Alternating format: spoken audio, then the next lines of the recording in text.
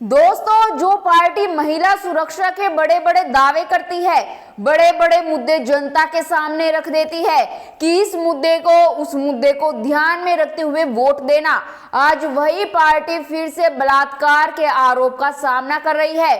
दोस्तों, मैं बात यहाँ भारतीय जनता पार्टी की कर रही हूँ। बनारस हिंदू यूनिवर्सिटी में बीतों दिनों छात्रा के साथ छेड़छाड़ और बलात्कार का जो मामला सामने आया था, उसमें बीजेपी के 3 आईटी सेल के मेंबर आरोपी है। भाजपा और मोदी सरकार के बेटी पढ़ाओ बेटी बचाओ नारे को गांव-गांव तक प्रचारित करने का काम भी आईटी सेल के प्रमुख कार्यभारों में से एक रहा है। जब इसके कर्ता धर्ता ऐसे धरकम में शामिल हो तो क्या भाजपा को ये नारा शोभा देता है? क्या देश का मीडिया इस मुद्दे को सिरे चढ़ाएगा, या हर बार की तरह एक बार फिर से सरकार की छवि को बचाने के लिए किसी एक सतही मुद्दे पर नकली चीख पुकार मचाकर देश की बेटियों के साथ हो रहे अत्याचारों को दबाने की कोशिश करेगा? ये तीनों बीजेपी के पदाधिकारी है। क्या इस वजह से गिरफ्तारी में देरी की गई? नमस्कार दोस्तों, मैं हिमांशी कश्यप आपके साथ। आप देख रहे हैं जनता की आवाज। आगे बढ़ने से पहले इस वीडियो को लाइक करें, शेयर करें और अगर पहली बार जनता की आवाज न्यूज चैनल को देख रहे हैं तो चैनल को सब्सक्राइब भी करें और घंटी जरूर बजाएं, चैनल की भी और सरकार की भी। आज की नेशनल मीडिया के मुकाबले में जनता का साथ दीजिए और उसकी ताकत बनिए, जनता की आवाज बनिए और हो सके तो इसके लिए चैनल को ज्वाइन भी करें। 1 और 2 नवंबर की रात को पीएम मोदी के संसदीय क्षेत्र वाराणसी में आईआईटी बीएचयू की छात्रा से गैंगरेप हुआ था। इस मामले में लड़की ने मजिस्ट्रेट के सामने बयान दिया था, जिसके बाद 8 नवंबर की रात में वाराणसी पुलिस ने छेड़छाड़ वाले मामले में गैंगरेप और बंधक बनाने की धारा जोड़ी।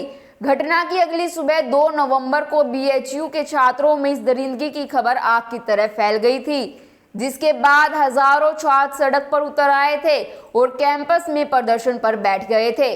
बाद में पुलिस की ओर से कार्रवाई का भरोसा दिए जाने के बाद छात्रों ने अपना धरना खत्म किया था। रिपोर्ट के मुताबिक पीड़िता का आरोप था कि वो 2 नवंबर की रात करीब 1:30 बजे अपने न्यू गर्ल्स हॉस्टल से टहलने के लिए निकली थी। यहाँ उसे एक दोस्त मिल गया। दोनों कुछ दूर आगे चले ही थे कि एक बुलेट पर 3 युवक कैंपस में घुस आए। इन युवकों ने जबरदस्ती दोनों को अलग अलग कर दिया। बाहर से आए अज्ञात युवकों ने पीड़िता को अलग ले जाकर डराया धमकाया और उसका यौन उत्पीड़न किया।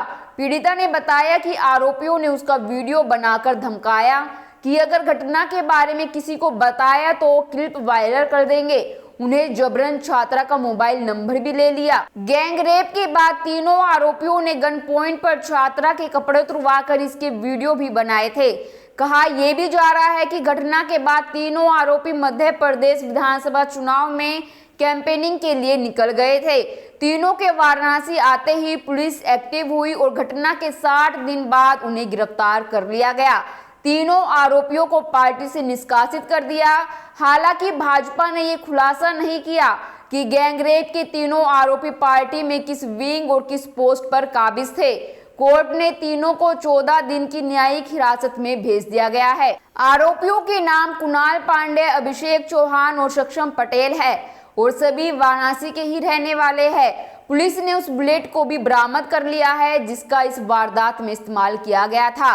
पुलिस सूत्रों के मुताबिक कुणाल के पास बीटेक की डिग्री है और 2 साल पहले उसकी शादी हुई थी। उसकी सास पार्षद है। खुद कुणाल भी निगम पार्षद पद का चुनाव लड़ने की तैयारी में था।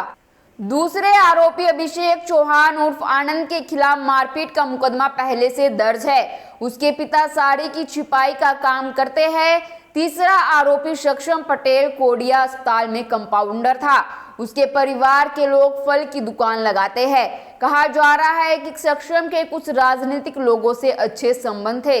तीनों आरोपी बनारस से 3 दिन बाद मध्य प्रदेश भाग गए थे।